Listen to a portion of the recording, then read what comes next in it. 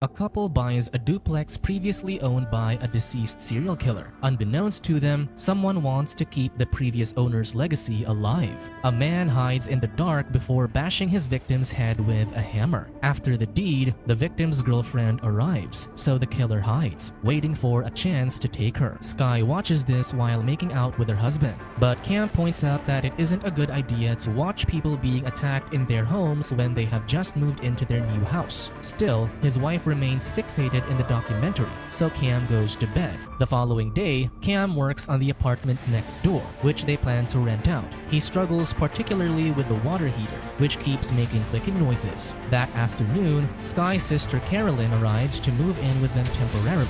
They check out the apartment to greet Cam, and he expresses sympathy for what happened with her husband. This gets awkward, so Carolyn just asserts that she doesn't want her husband to find her. She then wonders how they got the duplex. Seeing the couple's awkward reaction, she gets nervous, so they reveal that the place belonged to the slumlord killer, who was known to put cameras in his rented homes. Shocked, Carolyn fears that there are still cameras hidden around, so the couple assures her that their contractor insisted that they didn't find any. Cam adds that the killer is dead anyway, so there's nothing to be scared about. Still, Carolyn is horrified that her sister saw the documentary and still bought the house. Later, the group watches the show, learning how investigators found cameras in shower heads, light bulbs, smoke detectors, and even toilets. This makes Carolyn uncomfortable, more so when the investigator on TV admitted that there might still be cameras that they haven't found yet. The show continues with an interview with one of the victim's friends. He visited the house when his friend called him in a panic, but no one was around. What he didn't know at the time was that a woman was screaming in the basement below him, but he couldn't hear her through the soundproofed walls. Creeped out, Carolyn decides to take a shower instead. As soon as she's gone, Sky scolds her husband for bringing up Carolyn's husband, Gio. He admits that it was foolish, then excuses himself to check on the water heater in the apartment. There, Cam finds the heater clicking again but also discovers bugs around. The shock causes him to drop his phone, and when he reaches for it, he accidentally finds a loose portion of the wall. Behind it is a crawl space set up like a secret office. Inside is a safe, an automated air freshener, and a computer that connects to the many cameras throughout the duplex. Cam is horrified at first until he finds the feed showing Carolyn in the bathroom. He becomes interested, then pulls himself away and shuts the computer down before he can see his sister-in-law's body. At dinner, Cam hesitantly tries to tell the women what he found. Before he can say anything, Carolyn sees a silhouette through the curtains behind him, making her scream.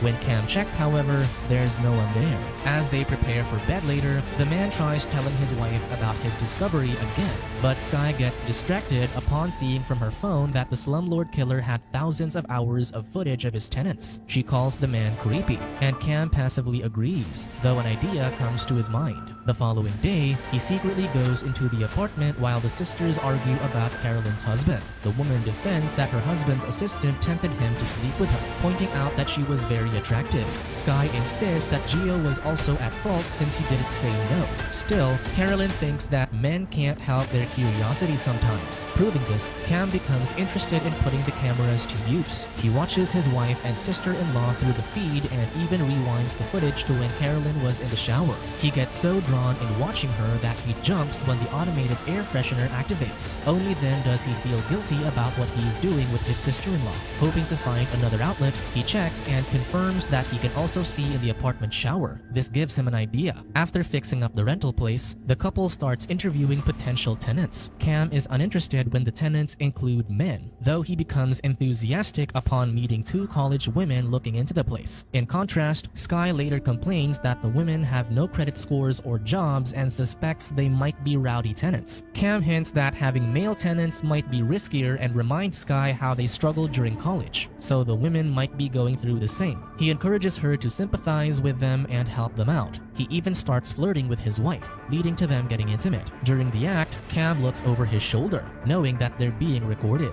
He later watches the recording but realizes how awful it is to look at himself and his wife. On another day, Sky continues watching the documentary and learns that the slumlord killer tacked screws into doors to prevent his victims from escaping. The show also includes an interview with Claire, one of the survivors. Despite escaping the killer, she's still frightened and lives under surveillance by reporters and strangers viewers interested in her story. The show then reveals that the slumlord killer's van was found burnt to crisp, leading investigators to assume that the man died in the fire. Because of his demise, they still don't know if there were other victims that the man had hidden away. Hearing this, Sky freaks out, unconvinced that the man is really dead. Days later, Cam sees that their new tenants, Amber and Ren, have arrived, so he rushes to help them carry their furniture. He attempts to get friendly with them and desperately tries to keep the conversation going. However, the women's prolonged silence makes it clear that they're not interested, so he leaves. As soon as he does, someone from work calls him. However, Cam ignores this and sneaks back into the lady's apartment instead, tempted to spy on the new tenants already. He stops when he gets a message reminding him that he has a meeting today. With no choice, Cam turns to leave, but Amber accidentally spills a box just outside, blocking his exit. Trapped, the man takes the call from work and lowers his voice to avoid getting heard by the woman outside. As he does, he sees that Ren is changing in her room, making him pause to watch her. Luckily for him, his co-workers assume that he's having connection issues, so they decide to postpone the meeting, allowing him to watch the unsuspecting ladies through the rest of the day. Later, he hears Ren craving for some barbecue, giving him an idea. That afternoon, Sky returns home and is surprised to see her husband having some barbecue with their new tenants. Cam claims that he cooked to welcome the ladies, but his wife points out that he doesn't usually use the grill. This is proven by the tag still attached to the tongs he used, indicating that he just bought it. Cam defends that he wanted to surprise his wife, so he tried a new recipe. However, Sky gets weirded out by his behavior, so she excuses herself back to the house. That night, Cam ends up working late to catch up. Carolyn arrives late as well, having gone through lawyers to get a restraining order from her husband. Seeing her tired, he advises her to take a shower to relax. With this in mind, the woman goes to her room, unaware that Cam immediately goes into the secret room to check on her. Ultimately, Carolyn decides to just go to bed.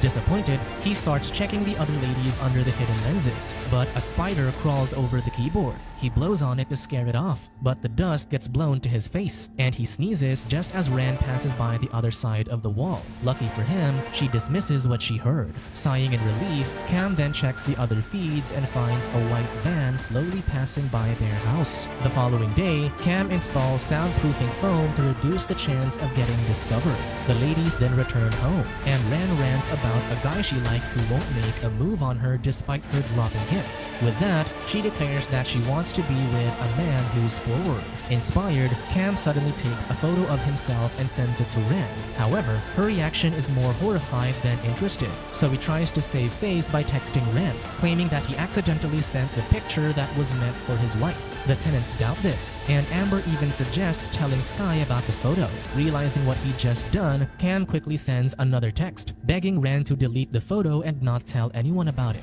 He watches in fear as Ren finally sends a response, and he sighs in relief that she agrees to keep it a secret. Later, Cam sees his wife buried in documents about the slumlord killer. Sky defends that she saw a white van passing by their house, and it was similar to what the killer owned. Because of this, she accessed public records about the case and learned that the investigators never confirmed if the killer was dead. His van was so burnt that they couldn't recover any remains, so the man might still be alive. Despite this, Cam reasons that since everyone knows about him already, the slumlord killer isn't likely going to return to the houses he owned. As soon as he says this, however, the man recalls the safe in the secret room, wondering if the killer might want to retrieve it. When Sky watches the documentary again, she continues Claire's interview. She recalled how the killer, who was their landlord, visited too often and lingered too long during their conversations. During this, Cam visits the tenant's empty apartment, unaware that he's acting almost exactly like the slumlord killer. When he makes his way to the door, he's surprised to see that Amber has returned.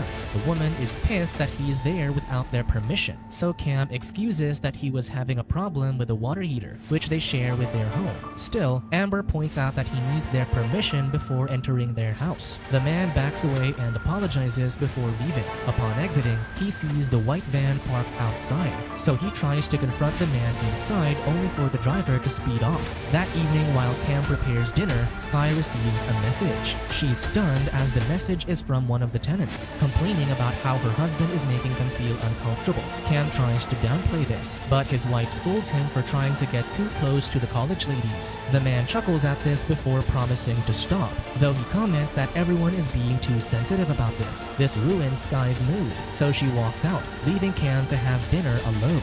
The following morning, the man sees Ren and Amber exit their apartment with camping gear. As soon as they're gone, he sneaks into their apartment again to check the footage from outside, discovering that the white van has passed by numerous times. He also sees that Sky is currently checking every nook and cranny for cameras. He gets distracted from this when he sees footage where the van's driver aimed a green laser to block out the camera outside, confirming that the man knew where it was hidden. Just then, he sees Sky discovering the device in her sister's bathroom. With no choice, he joins his wife as she inspects it. He tries to make her think that it can be anything else, but Sky knows that it's a camera, so she decides to surrender it as evidence. Fearing that this will also get him discovered, he tries to discourage her from this. Suddenly, Carolyn arrives, freaking out about threatening messages she's been receiving. She's sure it's her husband and that he's found her, so Sky urges everyone to leave the house tonight to be safe. As Carolyn predicted, her husband Gio arrives that night.